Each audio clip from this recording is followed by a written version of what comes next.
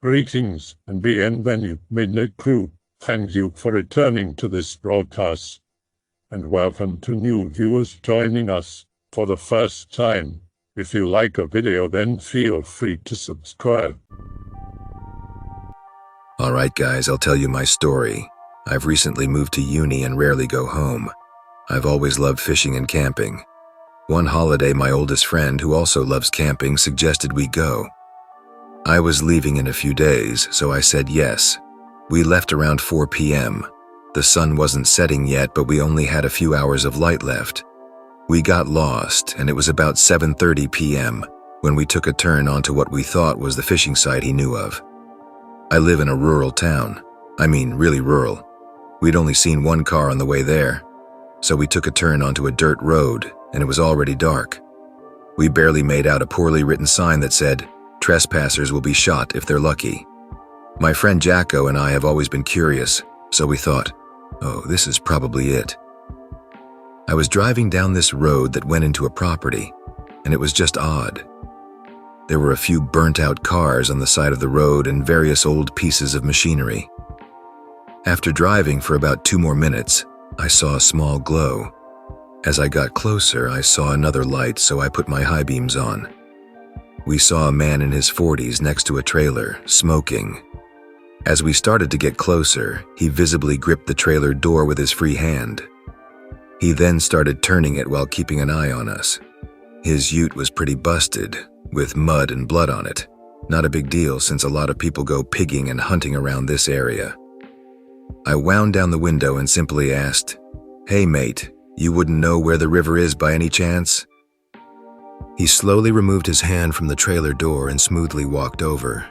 He was a rough-looking guy, a big burly man missing teeth and hadn't showered in a while. "Yeah, but why do you want to go to the river?" he asked in a questionable tone. Before I could speak, Jacko blurted out, "For some good fishing and camping." He then leaned into the car and said, "It's over there," while pointing the way we came. He paused for a bit and said, "Be careful what you catch." Me and Jacko thanked him, and I asked what he was doing out here, working or something. He looked me dead in the eyes and said, "Yeah, something like that." We then drove off, kind of laughing about it and how random it was. Anyway, as we drove out, a dog ran past covered in a lot of blood, with patches of its hair missing. It looked like it had been starved for a long time. I didn't swerve, seeing as it was going fast as hell, but it didn't even seem to care about the car. So we took the turn that Jacko remembers. Seriously, I wish I had a map at this point. We drove into this long driveway and he insisted we keep going. As we drove, we passed massive grain silos and an old run-down shed. Then I saw a huge house in the distance. I stopped and put the high beams on. It looked like a relatively new 80s-style house, but it seemed like no one was living there, and the road had no tracks on it, just smooth dirt. I stopped the car to assess where we were and where we were going. Then I saw a small light fly into the air for a solid 700 meters straight. It looked like a tracer bullet from a gun, but there was dead silence until about 3 seconds later when I heard a crackle, a mix between static and sticks breaking. Nope. I drove away thinking, what the hell? But nothing of it because I didn't want to stress Jacko out. We both kept calm, thinking it was a shooting star, even though we both knew it wasn't. We then drove for another God knows how long, but apparently it was an hour because it was 8:30-ish. And whilst we were driving, I swear we went in circles. I seen the same mailbox twice. Then Jacko finally said, "That's it, that's the one." Finally, I thought. So we pulled in and went down a few turns and found the spot. There were small campfires that had burned out beforehand. So we got out, got our chairs, and collected our firewood, and got a massive fire going. We casted our lines and started fishing. We talked about how my hometown had changed and stuff. Anyway, it was around 11 o'clock and I went to text Mom saying we got here safe and sound. But as soon as I got my phone, it showed the iPhone recharge symbol.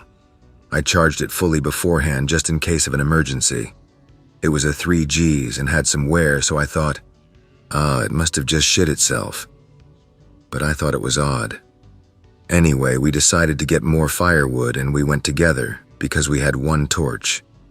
And as we went deep on the riverbed, we seen this tree that was just out of place. It was a huge eucalyptus tree, and it was out of place because it was easily 4 times the size of all the trees around it. And the odd thing was there was a piece of farming equipment hanging off it.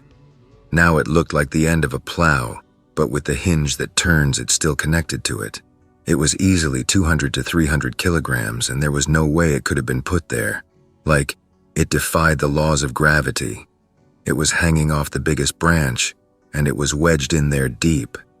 Now it kind of looked as if it was thrown there, but it was about 3 meters long. So me and Jacko just thought, whatever, let's go back. We collected our firewood and made it huge, and it illuminated the area so much I was able to see the other campfires that were previously there. They made out a triangle shape pointing to that tree. I asked Jacko about it, and he said it was probably just a convenient thing that happened. Our fishing lines both had bells on them. We slept next to each other in our bags, and we both dozed off after talking.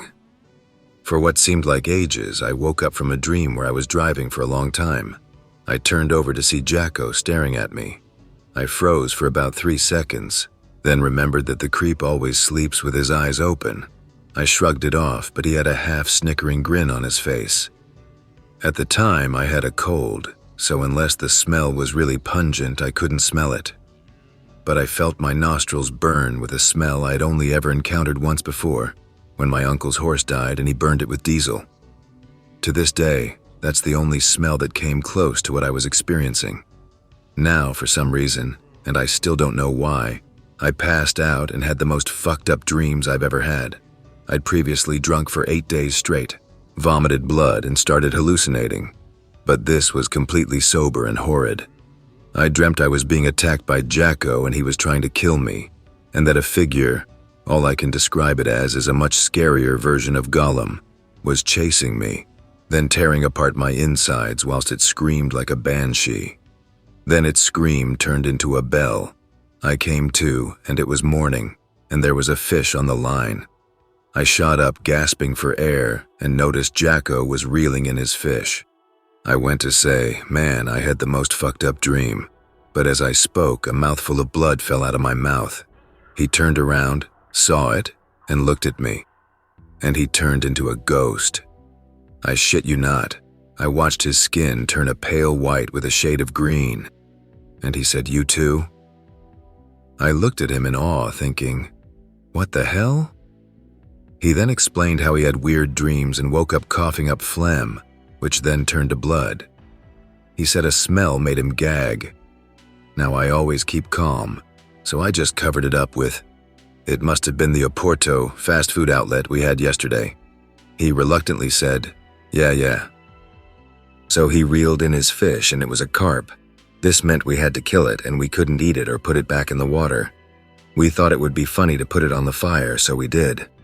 As we did, something just fell out of its mouth. It looked like a worm covered in black ink.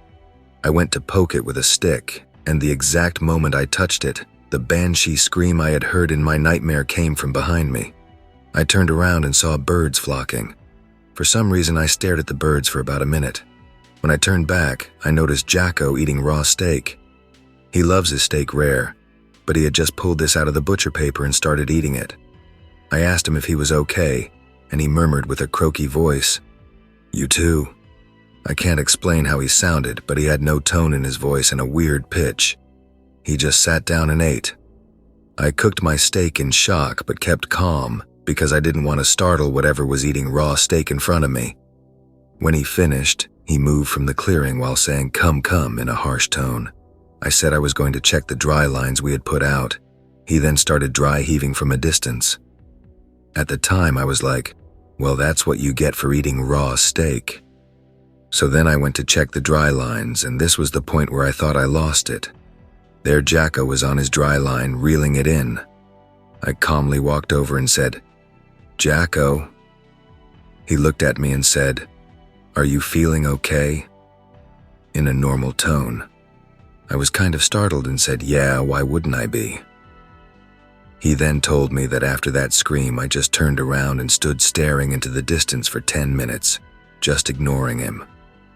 He said I ignored him when he told me he was going to the toilet and checking the lines. I told him my story about what had just happened, and we both had tears building up. I said, "Look, let's cook our breakfast and leave."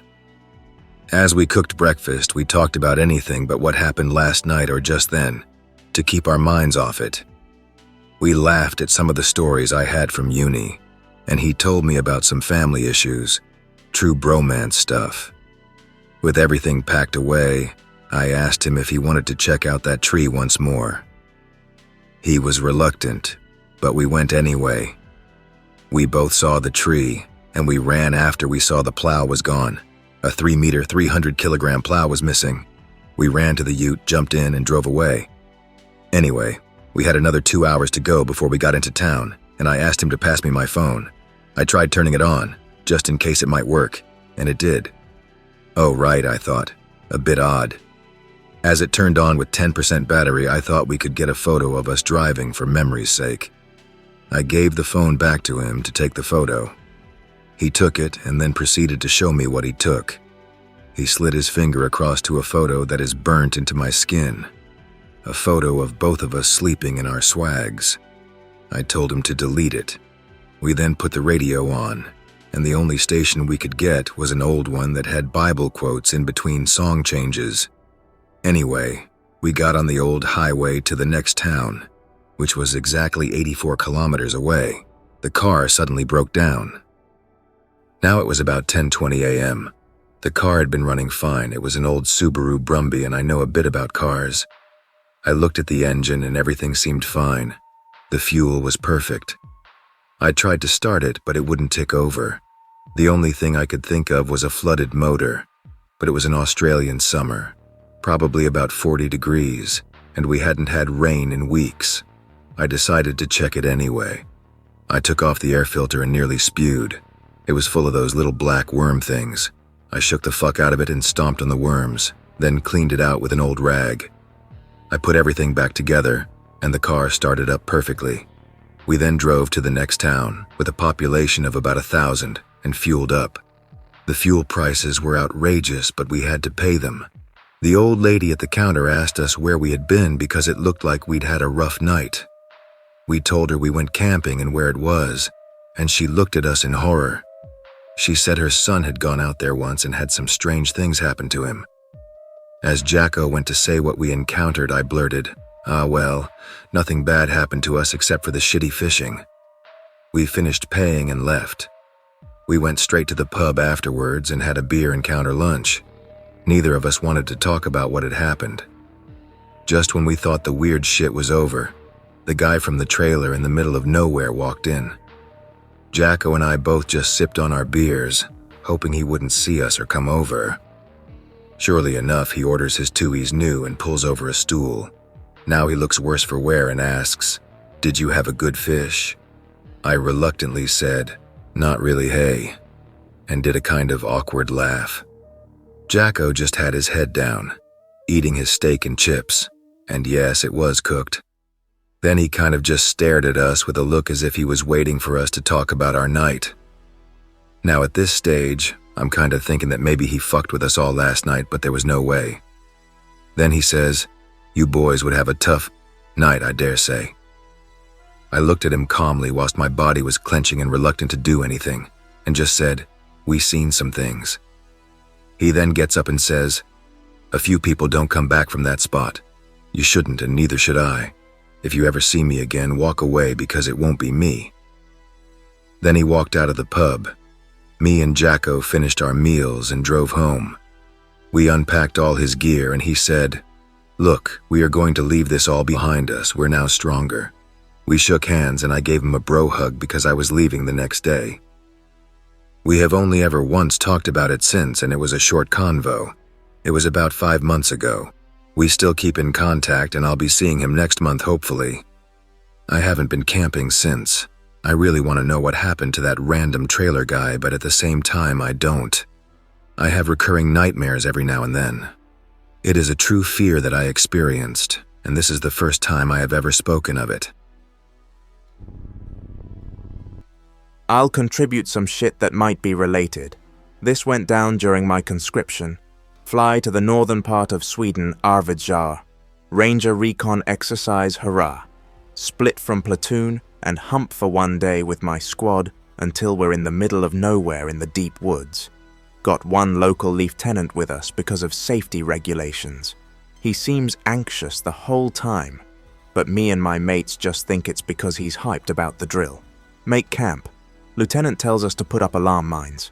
A tripwire with a tree-mounted flare that sounds loud if triggered and gives vision of the enemy for about 5 seconds. Why? Haven't done this since basic. Just do it. Okay, whatever. Put 4 of them up around camp. Eat, wash, change socks, sleep.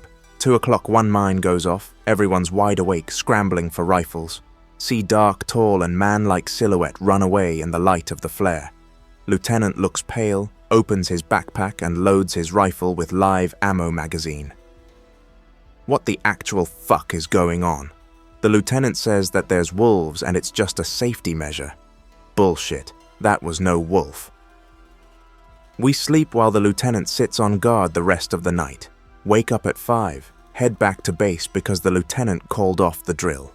Stranger though was the fact that the lieutenant wouldn't talk about why he called it off or why he kept live ammo with him during a dry exercise. Not that spooky, but it really creeped me out. Guess there's something behind all the troll lore we got here. My own OC real story posted once before.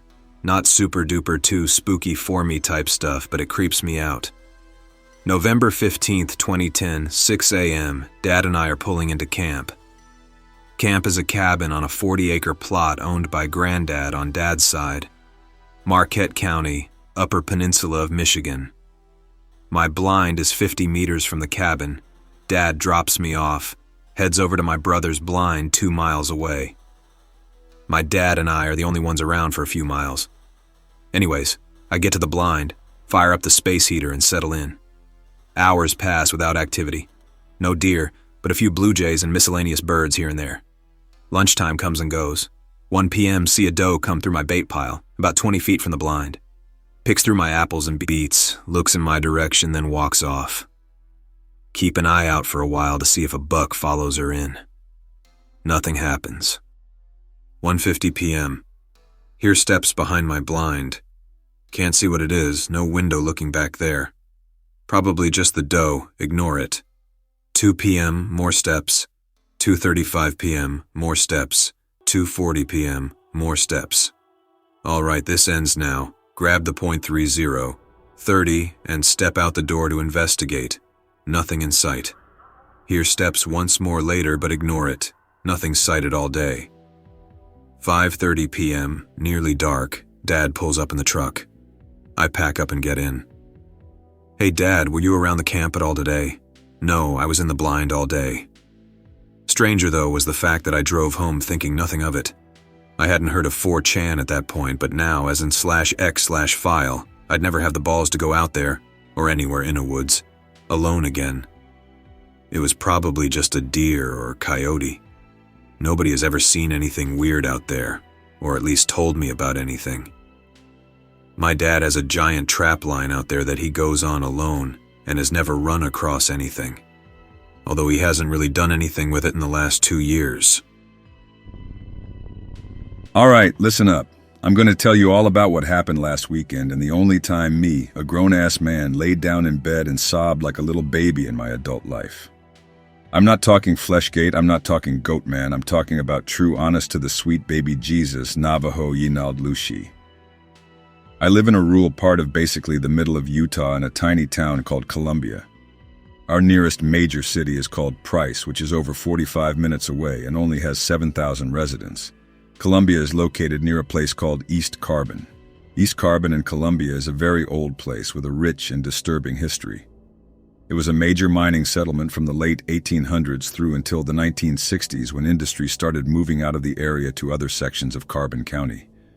The coal mines that fed this part of the country were becoming more corporate and no longer agreed with the hiring of society's dredges that lived in East Carbon, then known as Dragton and Sunnyside.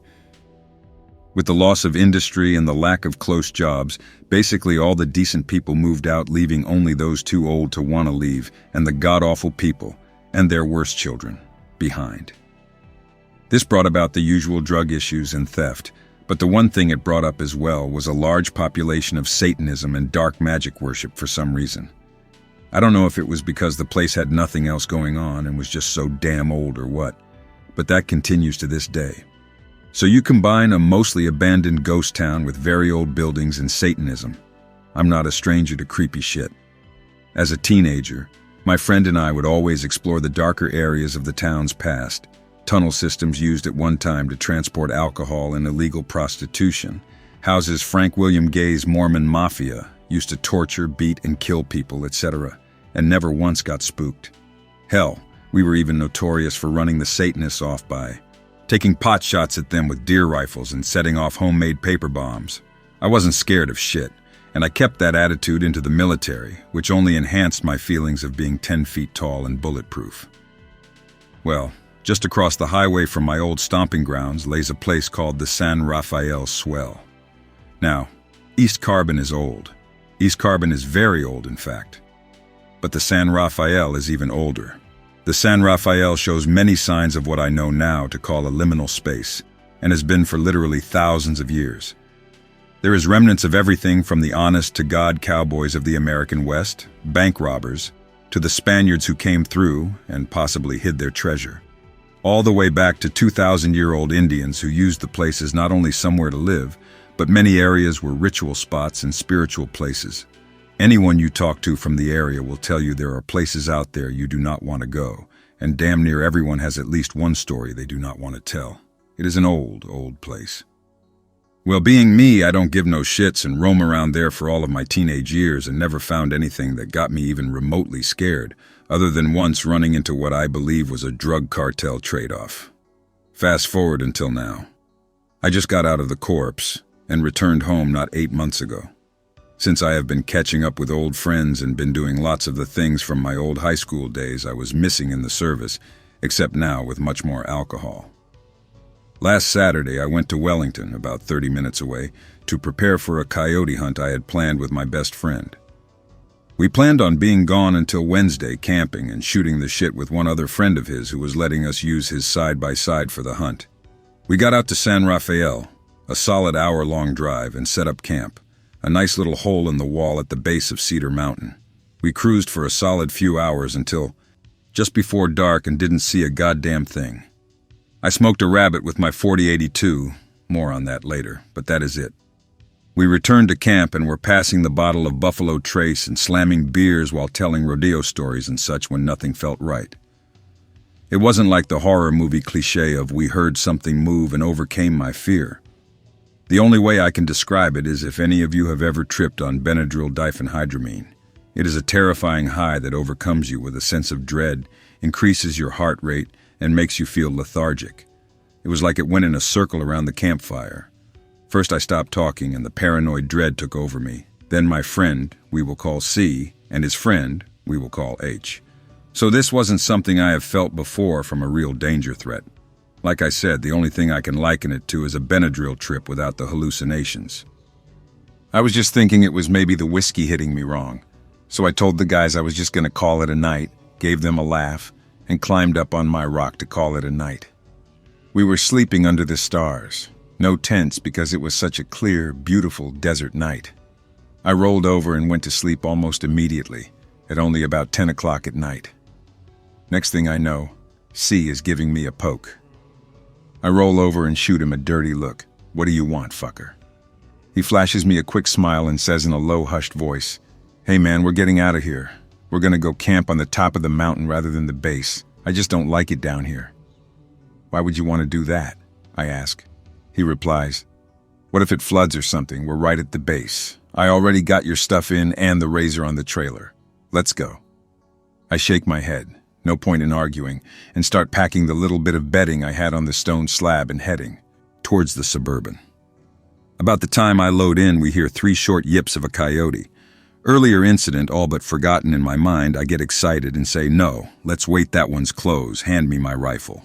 C and H exchange a quick, nervous glance, and H says, Nah, man, I'm pretty tired. Let's hurry and set up a new camp and we'll hit it in the morning.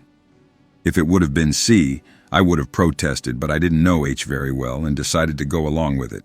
But my rifle was going in my lap regardless. We start leaving, but going the wrong way to go on top of Cedar Mountain. I ask what was going on, and C turns to me and says, "We're getting out of Dodge. My uncle has his nice trailer set up down here, and it's just off the highway. I want to be in something more secure than nature. Punk." Hey man, I don't know, I think I saw some shit. What was it? I don't know. That's my problem. Wuss. C became a fish cop when I left for the military, so this dude knows what he's talking about when it comes to wildlife. I'm not gonna bash him too hard. If he couldn't ID it, then I sure couldn't. We get about halfway to his uncle's camp spot, coming across a large sagebrush flat, when I see a goddamn huge coyote up ahead off the road edge. I holler, "Stop," and C says, "Yeah, probably not." This pissed me off. I reached over and slipped the bourbon into neutral, and he stomps on the brakes and goes, "Fucking really? You don't want any part of this shit tonight." I step out of the bourbon and lay the old buckhorn sights on the coyote, when it turns to face me while getting up on its hind two legs. The dread comes back, with nausea and a vengeance this time. I'm not gonna lie to you /X/ I shit myself. Not figuratively. The dread that hit me was so deep in the pit of my stomach that I couldn't control my bodily function. I shit myself, and my eyes started tearing up. It was the feeling of finding out your best friend died of cancer. Times about 1,000,000. I squeezed off a shot and my senses were all blank but my sight. I didn't hear the roar of the old black powder Winchester in my hands. I didn't smell the acrid smoke. I didn't feel the hefty push against my shoulder. The only input into my brain was the slow-motion smoke clearing, and a small man with a coyote skin draped over his shoulders in the middle of turning to run when the shot struck him. The shot was solid, dead in the side of the ribcage, that much I knew from calling shots before. But as he finished his spin, he kept running, not making an unholy screech, but singing. He ran across the desert floor with unholy speed and started to glow or burn. I'm not sure which, until he disappeared completely, song fading with his light. There are old things out there /X/, very, very old things. I went home, cleaned myself up, and cried myself to sleep. C and H didn't so much as say a word when taking me back, but later confirmed they both saw it as well. The only thing I can figure is my rifle, which is a Winchester 1886 made sometime in the 1890s, had something to do with what happened. I've heard you can't kill a skinwalker before, but this rifle was handed down from my great-great-grandmother, who was an Atsina medicine woman. The next morning I found what I believed to be the remnants of a broken arrowhead sitting on my dining room table, and that has been the end of it. We'll post pics when I return home. Hope that's good enough. Lots of personal shit on the DD, don't want 4chan to find me. Arrowhead remnants the way I think they would have gone together. Backside. Skinwalkers are spooky. I'm glad I don't live near the woods. Yeah? Well, fuck you. A bunch of humans come camping in my woods, light a fire made from my tree bros. They're really loud all night. I can't sleep with this shit. Go over and give them the eye. They haven't noticed me and they're all standing around gagging. One girl throws up. Okay, I may have slept in a hollowed-out deer carcass last night, but it can't be that bad. Everyone is vomiting now. This is just rude. I make my presence known. They all just gawk at me, whispering things to each other. Can't quite make out what they're saying, so I repeat what I think it is to get some confirmation. They all freak the fuck out. One guy shoots me in the leg. The fucker shot me. Right, they're not getting away with this. Steal one guy's skin and kill them all whilst wearing his smile Lowell. I hope that you enjoyed tonight's broadcast. If you enjoyed tonight's story, then please subscribe to the channel, as more Greentext will appear daily. A new broadcast will appear when the clock strikes midnight Central Time.